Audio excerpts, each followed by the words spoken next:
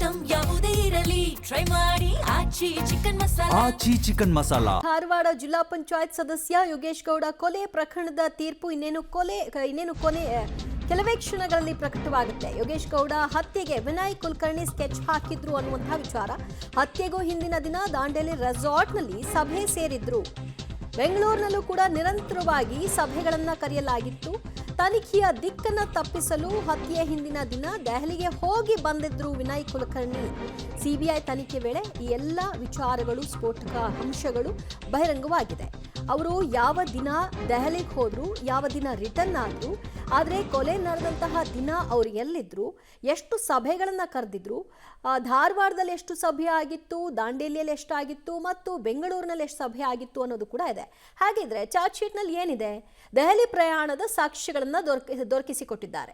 ಯೋಗೇಶ್ ಗೌಡ ಕೊಲೆ ಹಿಂದಿನ ದಿನ ದಾಂಡೇಲಿ ಹಾರ್ನ್ಬಿಲ್ ರೆಸಾರ್ಟ್ ಸುಪಾರಿ ಕಿಲ್ಲರ್ಸ್ ವಾಸವಾಗಿದ್ದಂತಹ ಆ ಸಂದರ್ಭ.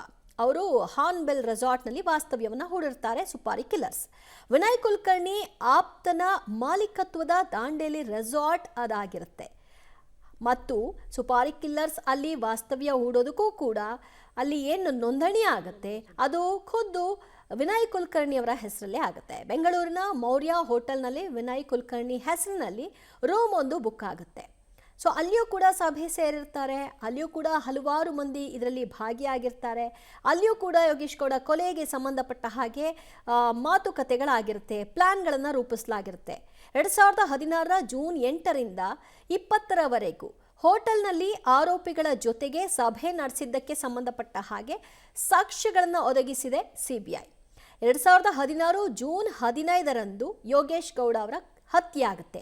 ಆದರೆ ಅದಕ್ಕೆ ಮುಂಚಿತ ದಿನ ಮತ್ತು ನಂತರದ ದಿನಗಳಲ್ಲಿ ಸಭೆ ಕರೆದಂತಹ ವಿಷಯಗಳು, ಈ ದಿನಾಂಕದ ಮೊದಲು ಮತ್ತು ನಂತರದ ದೆಹಲಿಯಲ್ಲಿದ್ದೆ ಅಂತ ವಿನಯ್ ಕುಲಕರ್ಣಿ ಅವರು ಹೇಳ್ಕೊಳ್ತಾರೆ. ಆದರೆ ಅವರು ಎಷ್ಟು ದಿನಗಳು ಇರ್ತಾರೆ ದೆಹಲಿಯಲ್ಲಿ ಮತ್ತು ವಾಪಸ್ ಯಾವಾಗ ಬರ್ತಾರೆ, ಬೆಂಗಳೂರಿನಲ್ಲಿ ಸಭೆಯಲ್ಲಿ ಅವ್ರು ಇರಲೇ ಇಲ್ವಾ, ಇದ್ರು ಅನ್ನೋದಾದರೆ ಯಾರ ಜೊತೆಯಲ್ಲಿ ಆ ಸಭೆಯಲ್ಲಿ ಭಾಗಿಯಾಗಿದ್ರು, ಇದೆಲ್ಲದರ ವಿವರಗಳನ್ನು ಕೊಟ್ಟಿದ್ದಾರೆ. ಜೂನ್ 12ರಂದು ದೆಹಲಿಗೆ ತೆರಳಿ ಮತ್ತು ಅದರ ನೆಕ್ಸ್ಟ್ ಡೇ 13ನೇ ತಾರೀಕು ಬೆಂಗಳೂರಿಗೆ ಅವರು ರಿಟರ್ನ್ ಆಗಿರ್ತಾರೆ. ಹೋಗಿದ್ದು ಹೌದು, ಆದರೆ ಬಂದದ್ದು ಅವ್ರು ಹೇಳ್ಕೊಳ್ಳೋ ರೀತಿಯಲ್ಲಿ 20ನೇ ತಾರೀಕಿನವರೆಗೂ ಏನು ಅಲ್ಲಿರಲಿಲ್ಲ. ಬದಲಾಗಿ 13ನೇ ತಾರೀಕಿಗೆ ಅವರು ಬೆಂಗಳೂರಿಗೆ ದೆಹಲಿಯಿಂದ ವಾಪಸ್ ಬಂದಿರ್ತಾರೆ.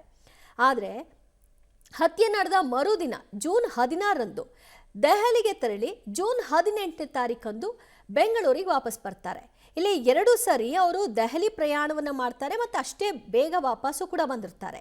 ಜೂನ್ 16ರಂದು ಮಧ್ಯರಾತ್ರಿ ಬೆಂಗಳೂರಿನ ಸದಾಶಿವನಗರದಲ್ಲಿ ಮುತ್ತಗಿ ಗ್ಯಾಂಗ್ ಜೊತೆಗೆ ಸಭೆಯನ್ನು ಕರೆದಿರ್ತಾರೆ. ಯಾವ ದಿನ? ಅದು ಯೋಗೇಶ್ ಗೌಡ ಹತ್ಯೆಯ ದಿನ.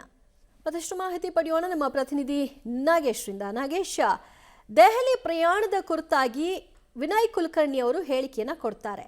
ಆದರೆ ಅವರು ಕೊಟ್ಟಂತಹ ದಿನಾಂಕಕ್ಕೂ ಅವರು ಹೋಗಿ ಬಂದಂತಹ ದಿನಾಂಕ ಮತ್ತು ಬೆಂಗಳೂರಿನಲ್ಲಿ ಅವರು ಹೂಡಿದಂತಹ ಸಭೆ, ಇದೆಲ್ಲದರ ವಿವರಗಳು ಏನು ಹೇಳುತ್ತೆ ಸಿಬಿಐನ ಚಾರ್ಜ್ ಶೀಟ್ನಲ್ಲಿ? ದಿವ್ಯ, ಯೋಗೇಶ್ ಗೌಡ ಕೊಲೆ 2016 ಜೂನ್ 15ನೇ ತಾರೀಕು ಈ ಒಂದು ಕೊಲೆ ನಡೆಯುತ್ತೆ. ಅದಾದ ಬಳಿಕ ಉಪನಗರ ಅಂದರೆ ಧಾರವಾಡ ಉಪನಗರ ಪೊಲೀಸರು ತನಿಖೆಯನ್ನು ಮಾಡಿದ ಬಳಿಕ ಈ ಪ್ರಕರಣವನ್ನು 2019ರಲ್ಲಿ ಸಿಬಿಐ ಅಧಿಕಾರಿಗಳಿಗೆ ತನಿಖೆ ಮಾಡಲಿಕ್ಕೆ ಕೊಡ್ತಾರೆ. ತನಿಖೆ ಮಾಡಿದಂಥ ಸಿಬಿಐ ಅಧಿಕಾರಿಗಳು 2020ರಲ್ಲಿ ಯೋಗೇಶ್ ವಿನಯ್ ಕುಲಕರ್ಣಿ ಅವರನ್ನು ಬಂಧನ ಮಾಡ್ತಾರೆ. ಬಂಧನ ಮಾಡಿ ತನಿಖೆಯನ್ನು ಮಾಡಿದಂಥ ಸಂದರ್ಭದಲ್ಲಿ ಈ ಕೊಲೆ ಕೇಸಲ್ಲಿ ಭಾಗಿಯಾಗಿದ್ದಂಥ ಆರೋಪಿಗಳ ಜೊತೆ ಸಂಪರ್ಕದಲ್ಲಿರುವಂಥ ಒಂದಷ್ಟು ದಾಖಲೆಗಳನ್ನು ಕಲೆ ಹಾಕುವಂಥ ಕೆಲಸವನ್ನು ಸಿಬಿಐ ಅಧಿಕಾರಿಗಳು ಮಾಡ್ತಾ ಇರುವಂಥದ್ದು.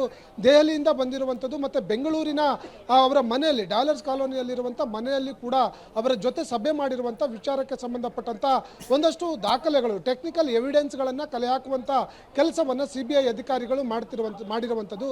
ಅದರ ಜೊತೆಗೆ ಇವರ ಜೊತೆಗೆ ಅವರ ಜೂನ್ 15ರಿಂದ 16 ಸೇರಿದಂತೆ ಬೇರೆ ಬೇರೆ ಸಮಯದಲ್ಲಿ ಅವರ ಜೊತೆ ಸಂಪರ್ಕ ಮತ್ತು ಮಾತುಕತೆ ಆಡಿರುವಂಥ ಒಂದಷ್ಟು ಟೆಕ್ನಿಕಲ್ ಎವಿಡೆನ್ಸ್ಗಳನ್ನು ಕಲೆ ಹಾಕಿ ಚಾರ್ಜ್ ಶೀಟ್ನಲ್ಲಿ ಸಲ್ಲಿಕೆ ಮಾಡಿದ್ದಾರೆ ಅನ್ನುವಂಥ ವಿಚಾರಗಳು ಕೂಡ ಈಗ ಗೊತ್ತಾಗಿರುವಂಥದ್ದು. ಇವೆಲ್ಲ ಎವಿಡೆನ್ಸ್ಗಳು ಅವರು ಈ ಪ್ರಕರಣದಲ್ಲಿ ಭಾಗಿಯಾಗಿದ್ದಾರೆ ಮತ್ತು ಒಳಸಂಚನ್ನು ರೂಪಿಸಿದ್ದಾರೆ ಅನ್ನುವಂಥದ್ದಕ್ಕೆ ಪೂರಕವಾದ ಸಾಕ್ಷ್ಯಾಧಾರಗಳನ್ನು ಕಲೆ ಹಾಕುವಂಥ ಕೆಲಸವನ್ನು ಸಿಬಿಐ ಅಧಿಕಾರಿಗಳು ಮಾಡಿತ್ತು. ಆ ಪ್ರಕರಣದಲ್ಲಿ A15 ಆರೋಪಿಯಾಗಿ ಮಾಡಿ ಅದನ್ನು ತನಿಖೆಯನ್ನು ಮಾಡುವಂಥ ಕೆಲಸವನ್ನು ಸಿಬಿಐ ಅಧಿಕಾರಿಗಳು ಮಾಡಿ ಈ ಪ್ರಕರಣದಲ್ಲಿ ಚಾರ್ಜ್ ಶೀಟನ್ನು ಸಲ್ಲಿಕೆ ಮಾಡುವಂಥ ಕೆಲಸ ಮಾಡಿತ್ತು. ಹಾಗಾಗಿ ಈ ಪ್ರಕರಣದ ಟ್ರಯಲ್ ನಡೆದ ಬಳಿಕ ಈ ಒಂದು ತೀರ್ಪು ಇವತ್ತು ಪ್ರಕಟವಾಗುವ ಸಾಧ್ಯತೆ ಇದೆ.